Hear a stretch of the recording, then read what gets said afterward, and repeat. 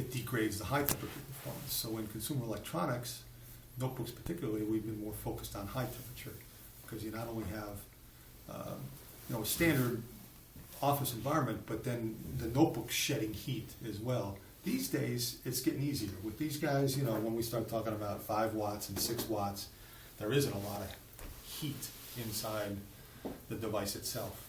And it makes it a little easier to spread things around. Most of your batteries are in the back of your notebooks because your heat's up toward the middle. So you're keeping the battery away from your heat. You got your heat pipes taking your heat away from your graphics processors and CPUs. But it's getting better. It's getting better from a heat perspective.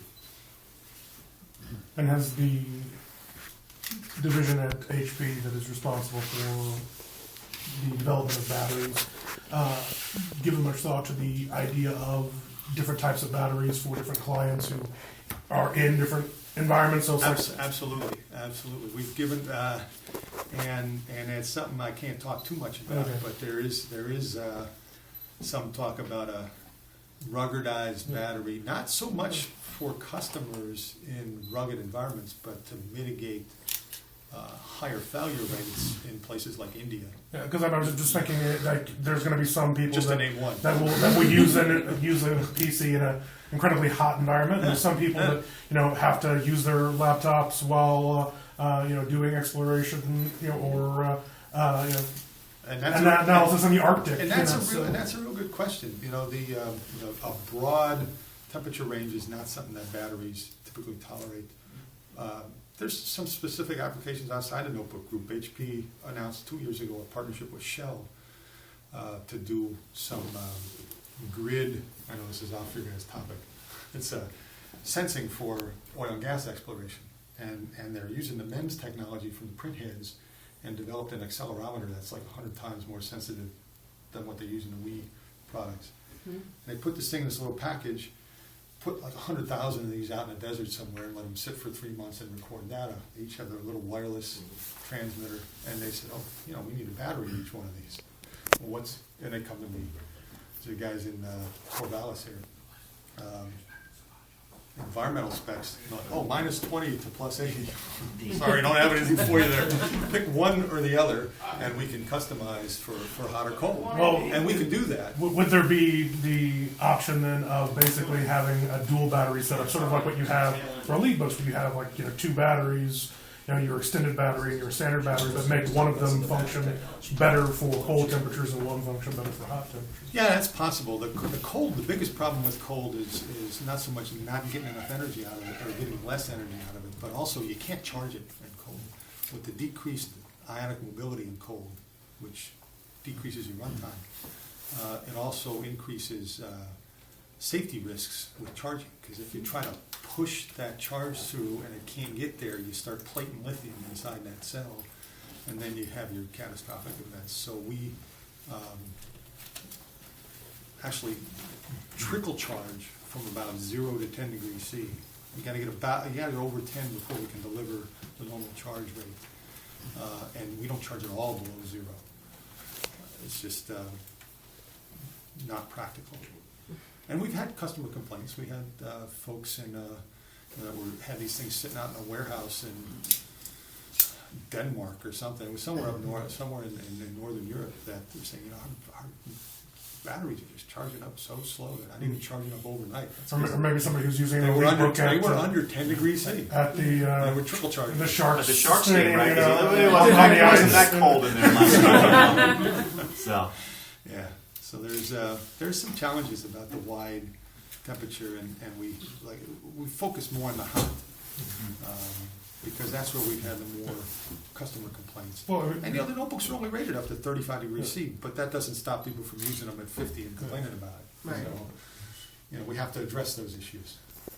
You mentioned that most of the innovation comes in just trying to pack in more power into the cells, but and I hear all the time that there's not a lot of innovation going on in new battery technology or better ways to have batteries and things. But what are you guys doing that's more than just sort of packing more energy into cells? Well, from a energy perspective, we're not invested in that. We actually had a fuel cell group for a while and sold off those patents a couple of years ago because there wasn't a good future in portable electronics. They're all more in stationary fuel cells. I just work very closely with the cell manufacturers. People come to me. I work with universities. We've got a project going on with Colorado State in Fort Collins, one with MIT, one with another university, just following innovative chemistry that may be there in 3 to 5 years. Right now, when you look at the roadmap for energy density, it's been this like 3 to 5% year over year for a long time. And there'd be some announcement, the latest has been, this is the best example, silicon anodes instead of carbon graphite. Carbon graphite has been used forever. And then they went to like artificial graphite to be able to control porosity better and things like that. Silicon has a lot of the same properties as carbon, but 3 times the availability to store energy. The problem is it swells. As it charges and discharges. It's charging, it's expanding like 3 times its size. So, you see these announcements in the press, we're going to have 4 times, 5 times the battery life by using silicon in our anodes now, and it's just never panned out. It's turned out to be incremental gains because to even use silicon in a device like this, they have to encapsulate it in some carbon matrix that allows that silicon to swell, and you only end up with like 4 or 5% silicon, and the rest is still carbon. So this has been the history of the industry. There's been some theoretical, disruptive technologies that just end up getting dumbed down to fit into the consumer electronics world. Don't know what the next big one is. There's a lot of new chemistries, but safety is the biggest concern when you start putting more energy in the same space. The holy grail for the battery community is actually having a non-flammable electrolyte, because the electrolyte is an organic solvent that is highly flammable, and that's where a lot of the issues occur. And there's some chemistries that do that, but they're not, it'll triple the size of your battery or make it ridiculously expensive. There's a company out here called Zinc Matrix Power. Silver zinc has been around for a long time as well. And you have about 40% more energy density initially. But after 40, 50 charge-discharge cycles, it's done. So there's trade-offs for all this. And it's really expensive because it's got silver in it. So, the industry is about trade-offs and getting something to the market that people can use. And right now, there's nothing disruptive on the near horizon that I can see. A lot of interesting stuff, but it's all incremental or may address specific needs of specific customers. Another example is A123. You guys have heard of them forever, right? They're doing power stuff. They got big grants from DOE to do EVs. They originally started coming out of MIT labs. They were going to take anode cathode separator, mix it up, pour it into a mold, and bake it in any shape battery you wanted. And in the end, their shareholders, after about 4 years, when they couldn't do anything, said, we need a product, and they invented carbon nanotube lithium phosphate. So it's about half the energy density of this stuff, but it charges like 20 times faster, which is what you need for EVs and power tools. So where do you see, obviously HP's been a leader here in the battery technology. We had the first 24-hour notebook. Now we've got this claim now with 36 with using Mobile Mark. You said 3 to 5% each year. Is that going to continue for the next few years? And where obviously we work with our partners like Intel. Intel bringing the power consumption of the chips down. We're doing some things, squeezing more watt hours into the batteries. What's the trend over the next 2-3 years? Are we going to continue on that path for 3 to 5%? Yeah, I think so, and we're going to see it. As we're going to its slimmer form factors. So with the polymer cells, we're going to see higher voltage charging. We're going to see some slightly different chemistries. As long as they can mitigate, the swelling risk, we'll be okay doing that. But it'll be, that. How thin can you get? I guess. Obviously, Ultrabooks is the trend. You've got one of our Ultrabook batteries there. How thin can you get and still get days worth. I mean, again, HP, there's got to be a certain level of battery life. We're not going to sell a notebook that's 4-hour battery life. I mean, how thin can you get? Yeah, that's tough. The total notebook, I'd say once you get down in that 10 to 12 millimeter range, you've got your display is going to be a big Right. part Yeah. of I mean, that. from that, obviously connectors and so forth. I mean, from a battery technology, I guess you get as thin as you want, but then the notebook just becomes. these cells you can get down to probably 2.5 millimeters or so without getting too much of a sacrifice in the energy density, but or making them too flexible. But flexible batteries might be something we see in the future too. Different form factors. And form factors is one of the places to be innovative too. I mean, they're all rectangles. Right? And part of that's the manufacturing process. How thick are they now? And if you get We've down got to ones 2.5? as small as about 2.8.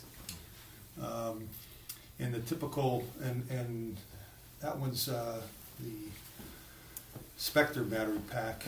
It's a 4.1 millimeter polymer cell, but once you got to allow for about 10% swelling over 1,000 charge-discharge cycles. So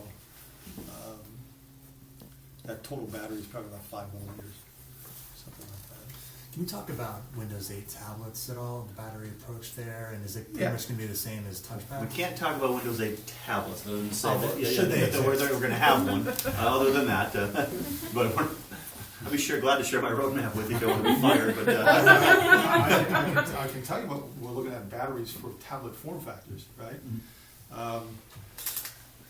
This is my talk from Florida 3 days ago, so I'll make it really short. Is your tablet form factor came from handhelds, so you went from cell phones to tablets with our friends at Cupertino here. It's all single cell architecture. So you've got a single cell and a handheld. They went to multiple parallel cells, so a single series, multiple parallel in this tablet form factor, mainly because that's the hardware they knew. But because of the way the PMIC runs at like 3 volts, they cut off at 3.3, they didn't use all the energy in the cells. We're looking at a 2-series approach instead of a 1 series, 2 parallel. We're looking at a 2 series. And getting to a more optimal voltage for the LED backlights. That's the biggest energy hog in the tablets now, is the LED backlights. So if you match your battery voltage closer to your LED voltage, you get less power loss in your DC-DC conversion and a little bit longer battery life. And we've actually got Intel on board with a 2-series approach now. It took a little beating over the head. We've got other folks doing charger ICs that are more optimal for that architecture. But most of them are 2-cell designs that fit them in where you can. And the beauty of 2-cell designs is you can almost put them anywhere. They don't have to be sitting next to each other. You can put them in a T. They can be on either side of something, and you don't lose any power through resistive losses because you're running things all over a motherboard somewhere. Is that what you said we did with the Folio? We were able to do uniquely placed batteries Folio, in different areas Folio, to we get that 9 kind of hours. stacked it around, yeah. Folio did something a little different. Manufacturing-wise, it's tricky, so we only have our most trusted packers doing these because it's not easy. We've had a lot of innovation with the packers on the manufacturing side to make these easy. Most of the packs we're doing for Ultrabooks, the cells are actually welded directly to the circuit board, so there's no harness of anything in between them. Makes the assembly process much easier, and that's where the quality and reliability are enhanced. Because if you can design something for manufacturability, you're going to have better long-term reliability because there'll be less mistakes at the factory. And tablets, getting back to tablets, the displays are probably the biggest challenge, I think. It's the biggest challenge. We can tuck the batteries in, and we've altered the architecture, but one of the key things we're doing, and I can actually talk about this since we've got IP in already now, is we're taking a charger out of one of our tablets. Let's not go too far because right now we are just on record saying we'll have a tablet and we'll leave it at This that. is already in public too. Yeah, but we won't talk too much about that. Since Dean just showed up, can you kind of give a quick overview again, maybe at how we get to the 32 hours on the notebook? Because Dean just showed up and just kind of giving the overview, the quick overview on, because that's the kind of what we're here for is the 32-hour challenge. So You put 18 of those in. So, regulatory 100 watt hours in a battery pack. Otherwise, you got to ship it as dangerous goods. So, what we've been able to do in the clip-on battery is you put 9 3.0 amp hour cells, you hit 100 watt hours, and that's the most energy you can put in a pack. And you couple that with a primary 9-cell battery inside the notebook, and you've got 200 watt hours to carry around. It comes, at a price with weight, but the innovation then is in the power management, right? So if you keep it down around watts, you can get into that 28 to 32 watt hour thing. It's all math. 200 watt hours divided by 6 watts is what, 30 something, 32. So the power management on the notebook side is more critical than the batteries themselves. Everybody's playing with the same batteries, but the innovative thing we did with our accessory battery is making that one standalone chargeable. So you plug in your AC adapter, you can have it charging while you're using your main battery and have it ready for your trip when you go. You don't have to charge it on the notebook itself. So yeah, it's all about watt hours and watts. Generally, just sitting using a laptop without using HD video or anything, just like writing a document or searching the web or something. What is that? 4 or 5 watts, generally speaking? Probably 6 to 7. It's higher. And yeah, it depends. The two main factors are how often you're pinging your wireless and how bright you've got your screen. Those are the 2 factors. So working in a dark room you're going to get better battery life because you can dim your screen more. Yeah. Okay. You can tell that to your average customer. Better. Dial it down. it's just screen brightness, right? So if you set your screen brightness to 100, right? You guys know you set your screen brightness to 100% versus 60%. And that's some innovation we did in the past. Was the ambient light ambient sensor. light sensor, which is pretty cool if you enable it. It can be annoying if you're someone who talks to somebody and they're showing them stuff on their computer with their hand and you're waving your finger over the ambient light sensor. I've had that happen because I talk with my hands a lot. Touchscreens take more wattage? Yeah, because you've got a So that'd be more either than an inductive or capacitive sensor. more than 6 or 7 then? A little bit. Okay. A little bit. Yeah. But yeah, most of your Ultrabooks now, we're going to be seeing toward the end of this year down in the 5 watt range, I think. It all depends on our friends at Intel. And of course, we're looking at other ultra slim kind of hardware. So how early in the design phase does HP start considering batteries? Do those At the guys just say, hey, I want a battery that's lasts all day, 15 hours, 24 hours? There's it's a collaborative effort between. Marketing's the one who says we want. Right. ID are the guys who are saying this is what it's going to look like, and I'm the guy in there saying, hey, we need to fit this much in if we're going to meet the I wants of the marketing guys. So I work real closely with the ID team and the mechanical team from the beginning before it even goes to an RFQ to the ODMs. So it's at the beginning.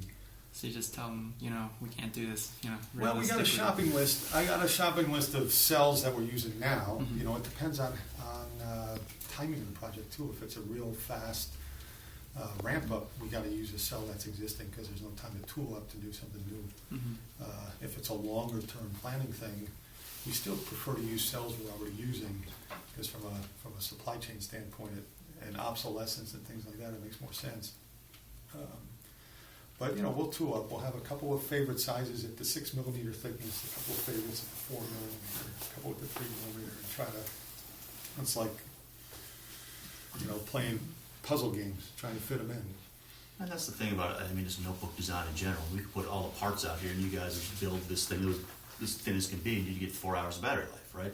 I mean, there's trade-offs to be made, and the marketing guys, of course, yeah, we want a 40-hour battery, John. But you want a 40-hour battery? It's going to be this thick. Well, I want it to be this thick. And again, and those are the trade-offs. And I mean, I think it's clear in some of the products we come to market. I keep going back to, I'll use the Folio 13 as an example.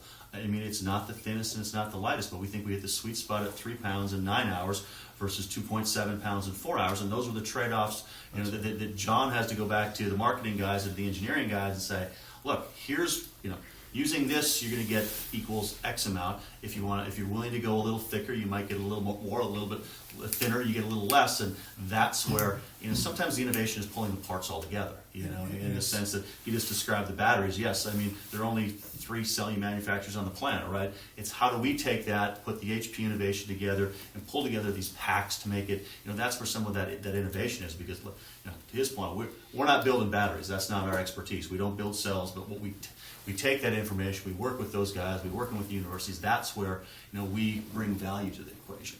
Yeah, and one of the other big advantages that HP has and that I have personally is I got a direct line to the guys who are the biggest packers for these polymer cells for the industry right now, because they're my Taiwan guys that I brought up from nothing 10 years ago, and we work real closely with them with my mechanical team. My mechanical guys are on the phone with Simflow and Dynapack. They're bringing teams to Houston to do some of the design work with us because they've seen what everybody else is doing as well.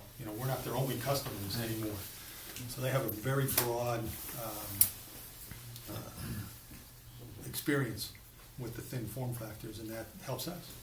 Helps us.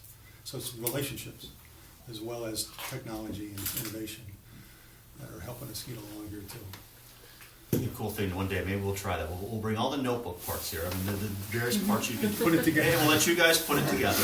And no, because I think it'd be an interesting scenario. Okay, great, because everyone wants something a little bit different, right? So you might build something, and then we do the math, and here's how many hours you're going to get. Here's how much it weighs. I mean, because that's really one of the challenges we face, trying to understand the marketplace. What is it that our customers want, and we could probably, but all kinds of batteries in there. I mean, battery life is in relation to weight, right? If I want to carry 3 spare batteries, I can go forever, but it's that weight equation, right? Because it is kind of a math equation. And I've done that myself. It's like I'm going on a trip. Should I bring my?